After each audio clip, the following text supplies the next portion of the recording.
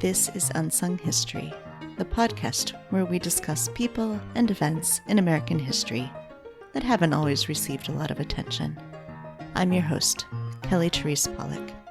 I'll start each episode with a brief introduction to the topic, and then talk to someone who knows a lot more than I do.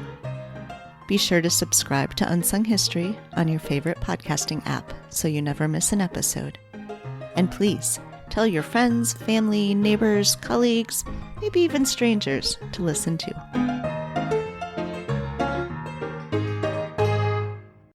At the 12th Academy Awards ceremony in February 1940, one film dominated both the nominations and awards, winning a then record 8 Oscars, including for Best Picture. That film was David O. Selznick's Gone with the Wind, adapted from the Pulitzer Prize-winning novel of the same name by Margaret Mitchell. Both the book and the film present a romanticized vision of the antebellum or pre-Civil War South.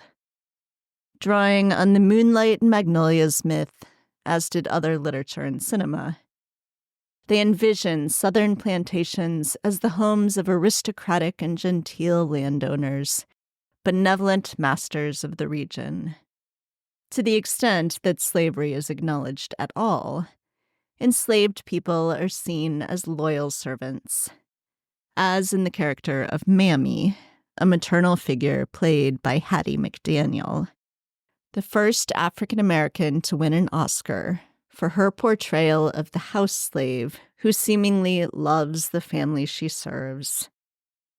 McDaniel, it's important to note, could not even attend the premiere of Gone with the Wind in Atlanta because the theater, nearly 75 years after the end of the Civil War, still only permitted white people to attend. Margaret Mitchell, a descendant of plantation owners and Confederate Civil War veterans, was influenced by the writing of preacher and novelist Thomas Dixon Jr., author of a trilogy of Reconstruction-era novels, including The Klansman, a historical romance of the Ku Klux Klan, in 1905, which was adapted into the film Birth of a Nation, credited with spurring the 20th century rebirth of the KKK. Dixon was one of the major disseminators of the Lost Cause mythology, which, beginning just after the end of the Civil War, argued that the Confederacy's cause was noble and just, and that the Civil War was fought not over slavery, but in defense of states' rights and the agrarian economy of the South, with the war being whipped up by troublemaking abolitionists. In this telling, enslaved people were happy to serve on plantations. As former president of the Confederacy, Jefferson Davis, wrote in 1880, quote, "Their servile instinct rendered them contented with their lot, and their patient toil blessed the land of their abode with unmeasured riches. Their strong local and personal attachment secured faithful services to those to whom their services or labor was due. Never was there happier dependence of labor and capital on each other." Unquote. Davis was right that enslaved people toiled to create unmeasured riches, but he glossed over the fact that the labor was forced and that the riches went entirely to the enslavers. The reality of plantation life was far from the idyllic scene that Mitchell, Dixon, and Davis described. The Southern plantation system dated back to 1606, when King James I formed the Virginia Company of London to establish the colonies in North America.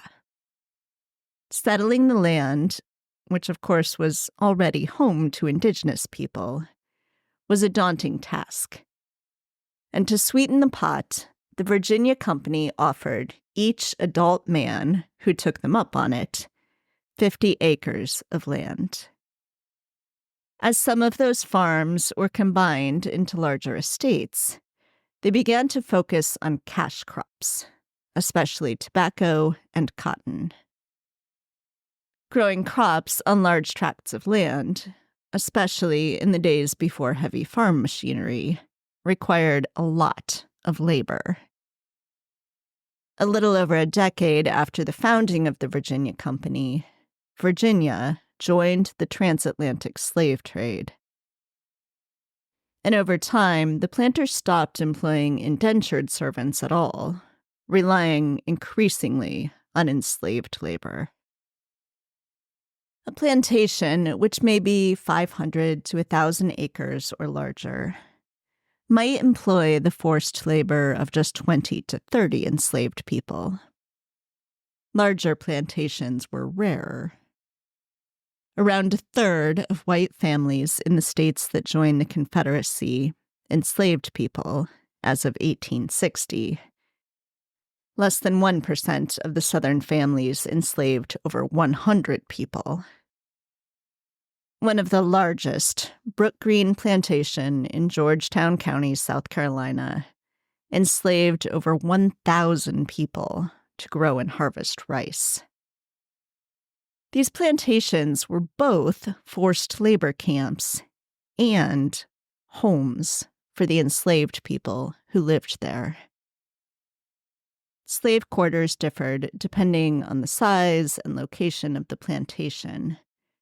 But typically, the slave quarters for those who worked in the fields featured very basic construction, which could be a small one-room wooden hut with a thatched roof, built to house up to 10 people, or a larger dormitory-style building, again made from wood with no insulation against the elements. Although some were raised off the ground, most of these buildings had dirt floors. Although they had no choice in where or how they lived, enslaved people did work to make their residences home. By sweeping their yard, keeping items like books and ceramics, and even hiding personal objects in the walls or under the floor, where they couldn't be found by their enslavers. As of 2022, at least 375 plantations in over 19 states are open for public tours. Some plantation sites, like McCloud Plantation in South Carolina and Whitney Plantation in Louisiana, feature both the history of slavery on the plantations and information about the lives of the enslaved. At other plantations, though, a separate tour with an extra admission fee is available to visitors who want to learn about slavery. According to a 3-year National Science Foundation-funded study from 2014 to 2017, the tours on a shocking 50% of museum plantations did not mention slavery at all. In 2020, actors Ryan Reynolds and Blake Lively publicly apologized for holding their 2012 wedding ceremony at the Boone Hall Plantation in Mount Pleasant, South Carolina. A plantation that includes 9 extant brick cabins that were home to enslaved workers on what is now called Slave Street. Following George Floyd's murder by a white Minneapolis police officer, Reynolds and Lively donated $200,000 to the NAACP Legal Defense Fund. Reynolds said in an interview, quote, "What we saw at the time was a wedding venue on Pinterest.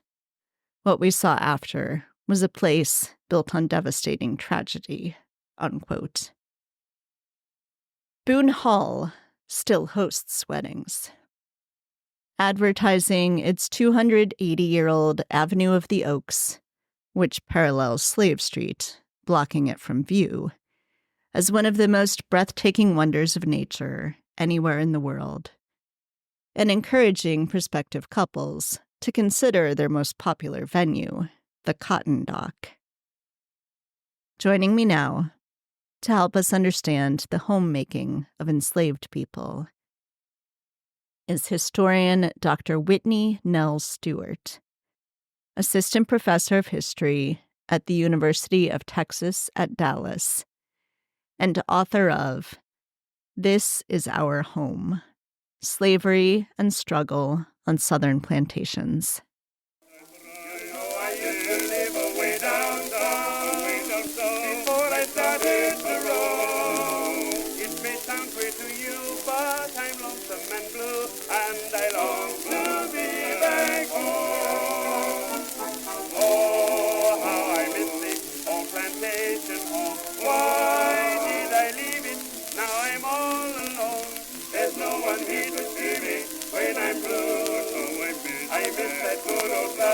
How do you do? I'm kind of lonesome for my family. They were awfully good to me. They were good to me. They do most anything to please me. Just wait until my mammy sees me. She'll bring me with her. Welcome, honey, to your old plantation home. Hi, Whitney. Thanks so much for joining me today. Pleasure to be here. I want to start by asking how you got started on this project that your book is. And I believe it had its basis in your dissertation, but then you changed it some moving into the book. So could you talk about how you got started on this? Absolutely. I wrote a dissertation that was a broad cultural history of the role of home in the Black freedom struggle across the 19th century. And after I defended and took a little breather from the dissertation, I thought back to an experience that I had a few years before, where I spent a summer in the field researching the decorative arts of the antebellum South. And during that, I spent 4 weeks rummaging through antebellum plantation mansions and the basements and in the attics, looking for the material culture of the Old South. And while doing that, we also were going on tours of plantations in Natchez, Mississippi, and in St. Francisville, Louisiana. And I had just finished my first year of graduate school at Rice University, having read a lot about the American South, especially the institution of slavery. And so while I was in these private homes and at these public sites, I witnessed a erasure or silencing of slavery. And that was not a unique thing. Many people have written about that the fact that that was the case. But I did also recognize that there was a racialization of home happening on historic plantation sites, where when enslaved people were discussed, they were only discussed as laborers, and their spaces were only discussed as workspaces, whereas home was something that was kind of reserved for the white families. And I wanted to better understand that and the kind of place-based nature of homemaking. And so after doing this broad dissertation, I realized I wanted to go really granular and understand at the ground level how enslaved people created a sense of home within the confines of the institution of slavery, the oppressions of slavery, the violences of slavery, but yet the persistent attempts to create spaces of meaning nonetheless. And so that's when I said, okay, I got to go to places and I have to dig into, sometimes literally, because I got to participate in some archaeological digs, sometimes dig into the material ways that enslaved people are creating home across the antebellum South. So I chose 5 plantation sites, each of which meets kind of 4 categories or 4 elements. They are open to the public, so I could physically go there and be in the presence of this site. There are extant buildings that I could see. There are archaeological digs or records that I can get into the material culture of these places. And lastly, there are archival records that can support the material culture research. And after going to all of these places, so many road trips, so many snacks along the way, I then kind of stepped back and assessed what the overarching aspirations of home were that I found at these 5 plantation sites, and then structured the book in that way. So each site gets its own chapter, looking at the different ways that enslaved people are creating the sense of home and particular aspirations of home on those sites. So, what does it mean then to create a sense of home in a place that you did not choose to be, you do not choose to stay, you did not have any choice in even which building or what room in a building maybe you are sleeping in? What does it mean to create that sense of home? So I am building on the work of Black feminist scholars like Bell Hooks, who many years ago wrote an excellent essay about home place. And she was thinking about how home could be a site of resistance and a site of meaning, because place, as distinguished from space, the way that geographers think about it, place is something, yes, it's a physical space, but it has meaning that humans make out of it. So space can be almost anything, but place is something that we give meaning to. And I was really struck by this idea that people within many different situations can still attempt to create a sense of meaning in a space. And so, with the work of Bell Hooks and others who are pushing us to think about the institution of slavery not only as a struggle for survival, but also a struggle for meaning. Vincent Brown wrote really beautifully about this back in 2019. And the idea that one can be seeking something more than just survival, and even things such as pleasure. Jessica Marie Johnson or Stephanie Camp's work, pushing us to go beyond just assuming that people were stagnant or seeking, were only seeking to survive. So that kind of really motivated me to open my eyes to the other types of meaning making that enslaved people could be pursuing. And I found that in the archival and the material culture record through these various homemaking practices. So, I love your appendix on how you do material culture research. And I want to talk some about that. I think one thing that you said in there that really struck me is that part of this doing this kind of research involves conjecture, involves imagination. And I think that may be hard for some people who have a certain vision of what maybe history is and what historians do to understand. So I wonder if you could talk through a little bit what you're doing in material culture research, why it's so important to do in a study like this, and both the range of what we can and can't know, but also the limitations then of what we can and can't know. Material culture is a source base, a theory, and a methodology. So in the appendix, I break down each of those, the what, the why, and the how. And especially in terms of the source base, it allows us access to communities of the past who have not, often because of repressive institutions, been able to leave behind an extensive written record.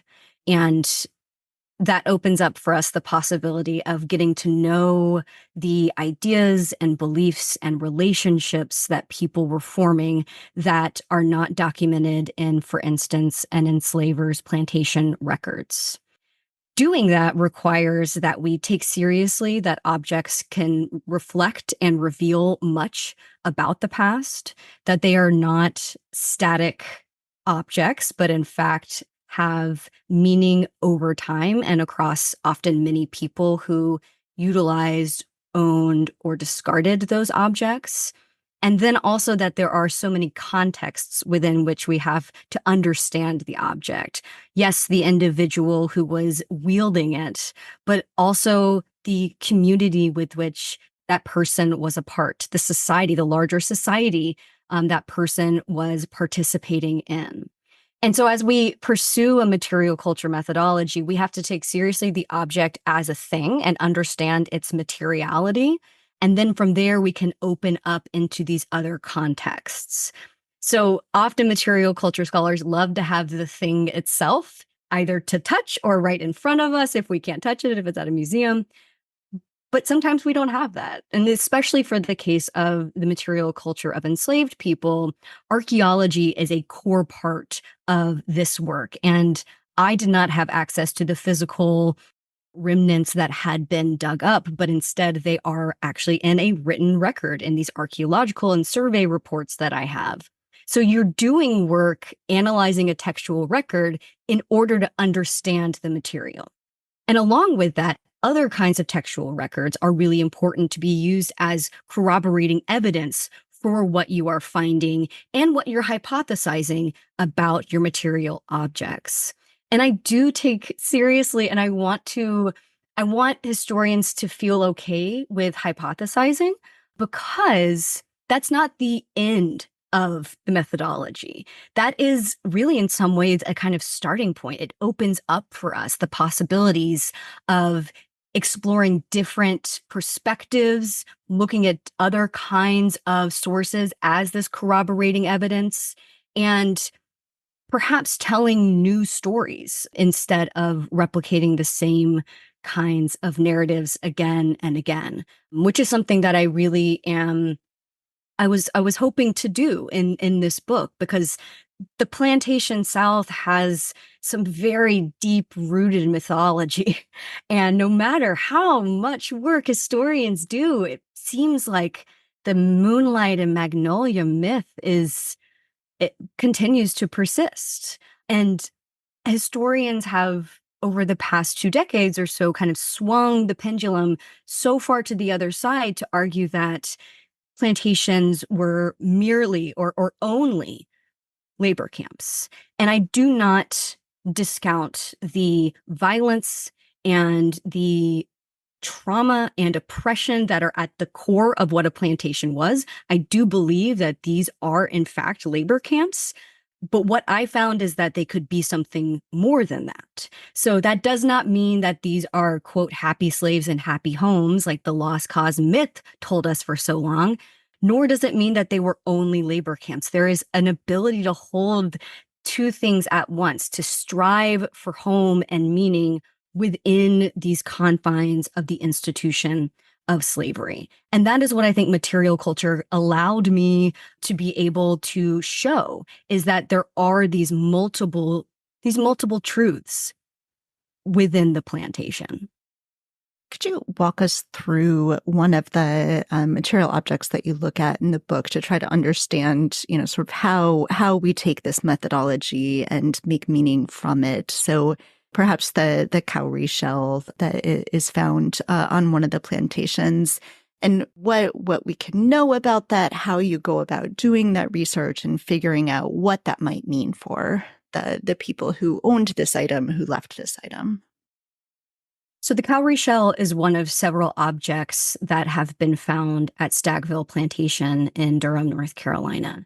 And I use these objects to think about the context in which the objects were left behind, in which they were used, and what that can reveal to us about how enslaved people were relating to this space as a home. And so one object is a walking stick that was left in the walls of an enslaver's house in the 1790s. There's also 2 divining rods that were found nailed inside the wall of a slave cabin on the plantation in the 1850s. But in between those 2, there is a cowrie shell that archaeologists believe was deposited in a slave cabin that is immediately adjacent to the enslaver's mansion, sometime between let's say the 1830s to 1840s. And this is a time when the plantation had grown substantially from its origins in the late 18th century. It wasn't to the point where it would be in the 1850s, where there was perhaps 900 enslaved people across 4 counties on a single plantation.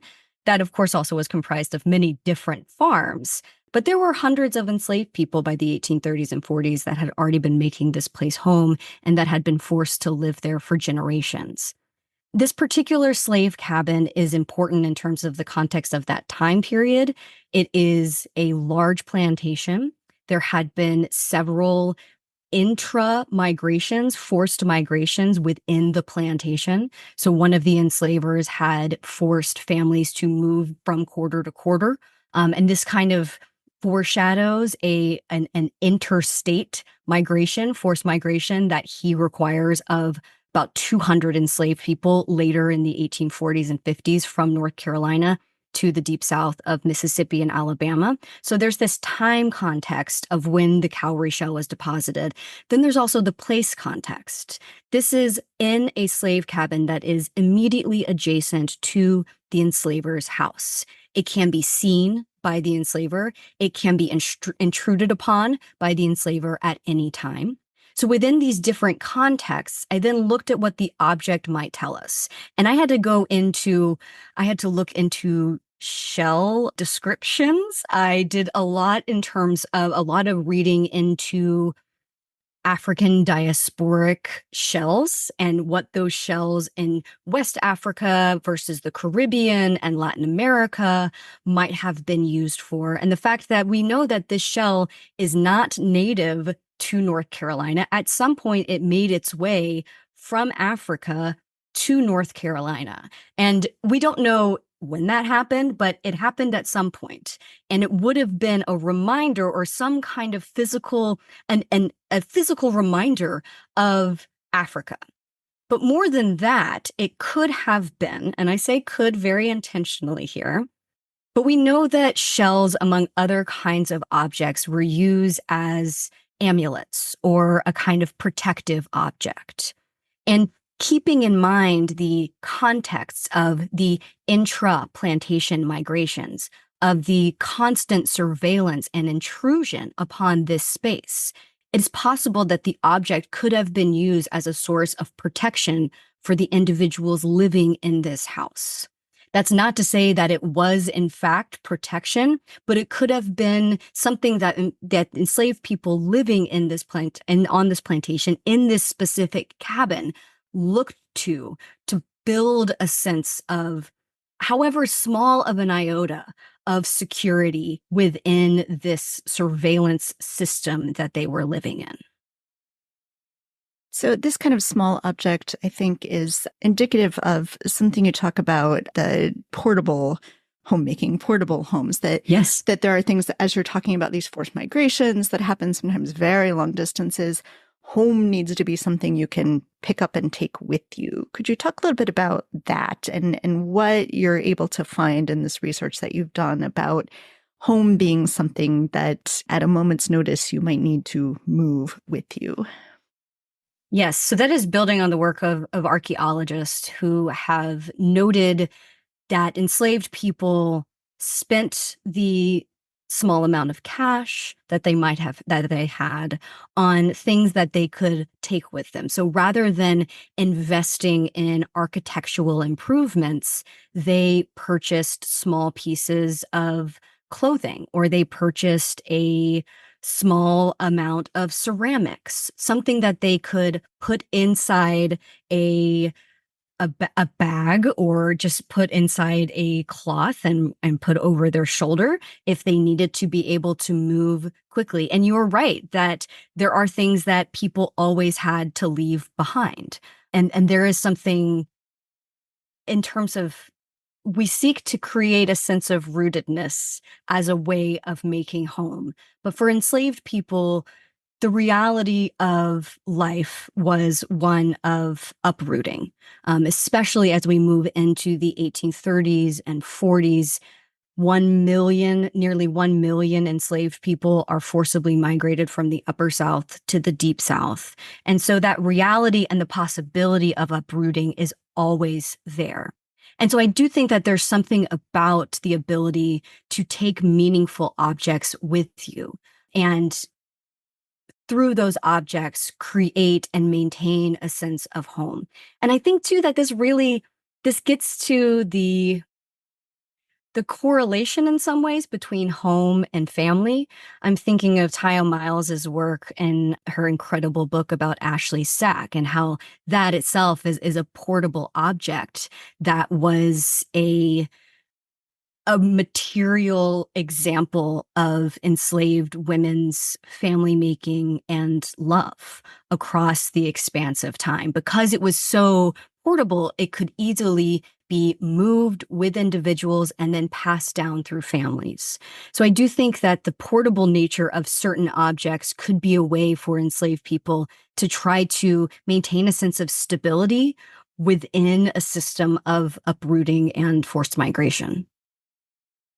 And of course, then one of the things that they're not able to take with them is the remains of ancestors. And so you talk about grave sites and the importance of grave sites to home and defining home, where home is, what home is. That may be something that is hard to grasp for some people because, I know for me, like all of my ancestors are in a cemetery that's far away, not something that would be nearby. But that's, of course, very different on a plantation. So could you expand on that a little bit? What does it mean to have grave sites so close to home? What does it mean then when they're forced to move away from those? And the huge loss we have that so many of these grave sites have been just erased. Whitney Battle Baptiste, who's an archaeologist who wrote this great book called Black Feminist Archaeology, she has this concept of the captive domestic sphere. And while that might sound confining, in many ways, what she did is opened up how we imagine home. So it is far more than just an individual cabin or a room that someone may sleep in. It is the yard outside of it. It is the fields. And then we can even think about burial grounds as a part of a larger home place that enslaved people attempted to make. And Greg Gundiger, who is another archaeologist, again, you can see how important archaeology is here. She looks at the ways that enslaved people related to burial grounds and ancestors' physical bodies. So many having been for so long removed from their ancestors in Africa gave a special meaning to the ancestors' remains that they could be near in North America or in the Americas more generally. And the idea of being then separated from, again, a kind of multiple separation from ancestors was a kind of crushing blow, perhaps, to the way that enslaved people were relating to the space around them. When then they get to a new place, it only makes sense that burial ground would be a central part of creating a connection and relationship to a space, even if it's a space that you are forced to live within. You are still attempting to root yourself and your people in this place to feel that stability, to feel a sense of control over your space. And enslaved people did on several plantations. We don't know, this can't be a universal statement, but did have control, some level of control over, especially on medium to large plantations, did have some level of control over their burial grounds. Sometimes they were told where they could be. They were often on the very edges of a plantation. It had to be an area that was not going to be in any way profitable for the enslaver. But in that, they could arrange the way that they wished. Being far from the enslaver's surveillance, they could mourn in the ways that they wished. And so the creation and maintenance of burial grounds could be a way of understanding homemaking that is literally rooting your people in a place and thus trying to, on a metaphorical level, root yourself even within this context of forced migration and uprootedness.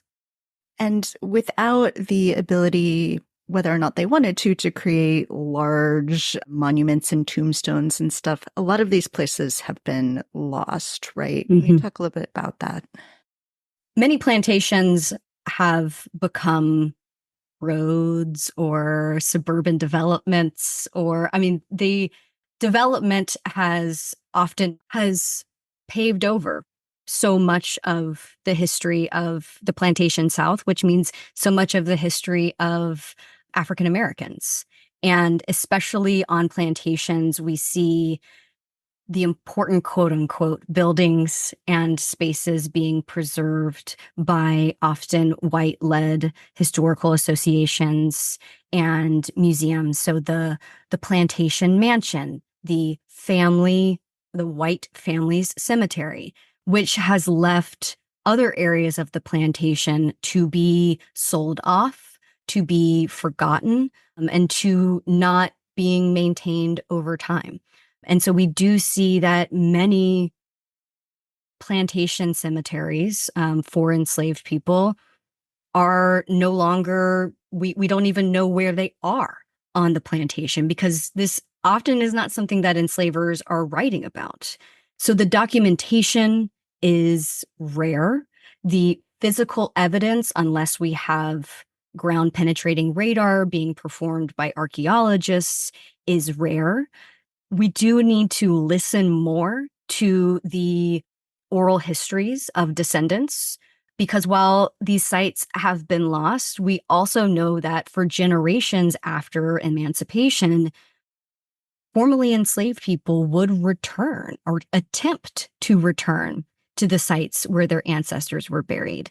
That's difficult when you don't own the land and when the land might be owned by the people who used to enslave you. And so there are all of these difficulties to make it where it's to the point where we have very few documented, preserved African American cemeteries, but there is a movement by descendants, by archaeologists, landscape historians more generally, to document and preserve these. In Alabama, for instance, which is the chapter where I investigate burial grounds as a kind of homemaking, in Alabama alone, we see many different areas of the state where people are kind of taking up and making very public when a major corporation, for instance, is trying to build a store where we know, based on descendants' voices, that their people have been buried. So the work of people to speak up, to be active in combating the erasure of these places, I hope that my work can also speak to what they're doing. That the kind of contemporary movement is one of this centuries-long tradition of burial grounds as homemaking and as claiming a space as one's own. You mentioned that in selecting the plantations you were looking at, it was important that they were open to the public, so you were able to go and see them. Could you talk some about, you work at university, you're an academic historian, but you've done a lot with public history too. And I wonder if you could talk about the relationship between public history and academic history. These are not and should not be completely separate things, although often they are viewed that way. So what you've been able to do in that space, what you would like to see happen. Thank you for this question. I think this is so important, and it's something that academic historians who work in public history and public historians who are in the field do think about. And I hope and am optimistic that the kind of walls between the academic and the public are breaking down more and more each year, especially with the academic job market and the shambles that it is. We recognize, those who are part of graduate programs, that we have to be teaching our students how to be public historians just as much as how they need to be academic historians. And the root of both is the same. It's being a good historian. It's knowing how to read carefully, assess evidence, make arguments, and articulate novel interpretations. We see that whether you are writing an academic book or you're putting together an exhibition at a museum. And so for my work that I do with public history sites, I try to bring my expertise and my knowledge of contemporary scholarship, because public historians are so often overworked and underpaid. I can be the kind of eyes and ears for the scholarly side that could be useful for them. And I also gain so much from them because I see what they know to be the public interest. So what are the publics, if we want to use it as a plural? What are they interested in? What are they asking about? What do they want? How can we incorporate that into our academic history as well? And so I do think that there's a real exchange of ideas. There's a way that working with publics demands that you learn to more succinctly articulate your points. Clearly not something that I have learned, but it's something that I really strive for. And I respect and I always learn from my public history colleagues their ability to speak to a point with clarity and concision. I hope that listening to wider audiences is something that both academic and public historians will do. For a long time, I do think that public historians, especially those working at historic sites, really only listen to the people who were coming to their sites. And those who have been paying attention to the attendance and the participation at especially historic plantation sites, know that these have been white audiences for a long time. Whitney Plantation in Louisiana has changed the game. This is a plantation that focuses solely on the story of slavery. And we see there that the attendance is overwhelmingly Black. That when you go to the site, there are huge tour buses coming from New Orleans. And it is people and it is Black individuals coming to engage with this history, the difficult history that for many of them is very personal. But they know they can trust this site to not tell that moonlight and magnolia myth, but to really dig deep into the difficult history as well as the resistance history. So I think that Whitney has changed the way, as well as the National Museum of African American History and Culture, the way that public history sites are looking at who their audiences are and who they want them to be. So there are several plantation sites that I work with that are in the book. I was just at Redcliffe Plantation in South Carolina in mid-March, and I got to participate in their Descendants Day. And that is something that is a fairly recent development, but is deeply meaningful to the both white and Black descendants who participate in it. If it weren't for the work of public historians, of descendants who have been demanding a voice at these sites and in the governing structure, for instance, the Montpelier Descendants Committee, I don't think this change would have been happening.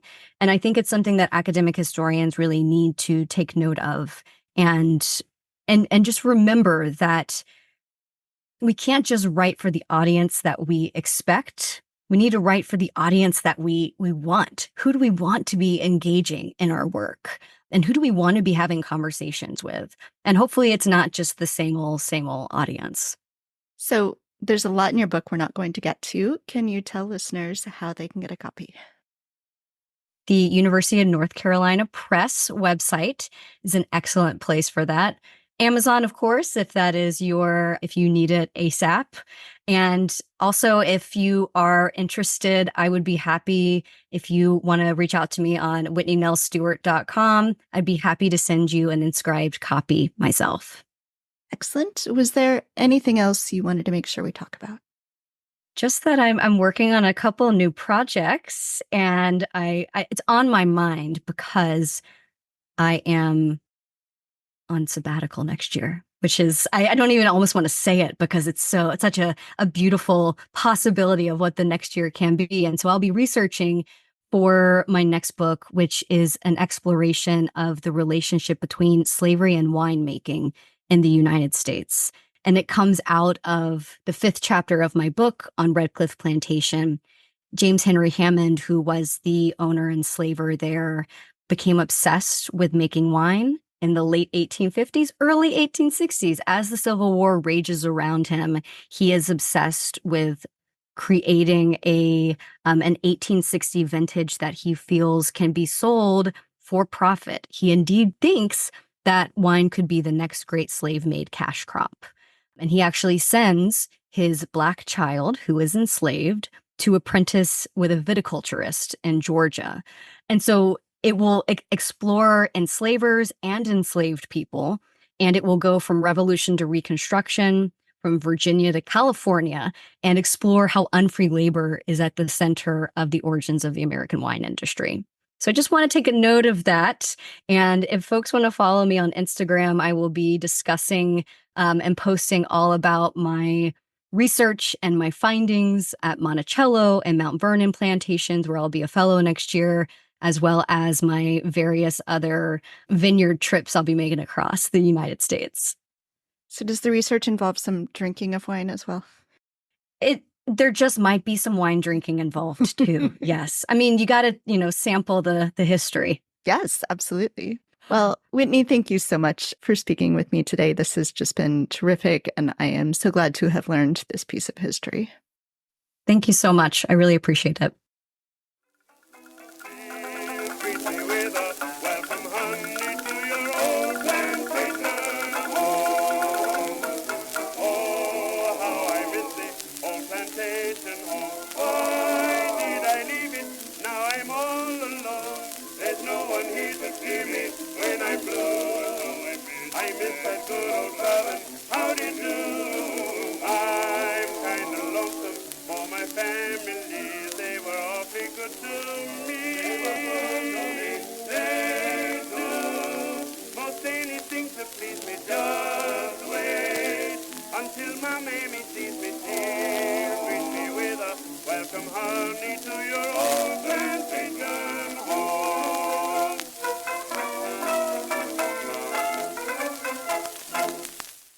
Thanks for listening to Unsung History. Please subscribe to Unsung History on your favorite podcasting app. You can find the sources used for this episode in a full episode transcript at unsunghistorypodcast.com. To the best of our knowledge, all audio and images used by Unsung History are in the public domain or are used with permission. You can find us on Twitter or Instagram at unsung__history or on Facebook at Unsung History Podcast. To contact us with questions, corrections, praise, or episode suggestions, please email Kelly at unsunghistorypodcast.com. If you enjoyed this podcast, please rate, review, and tell everyone you know. Bye!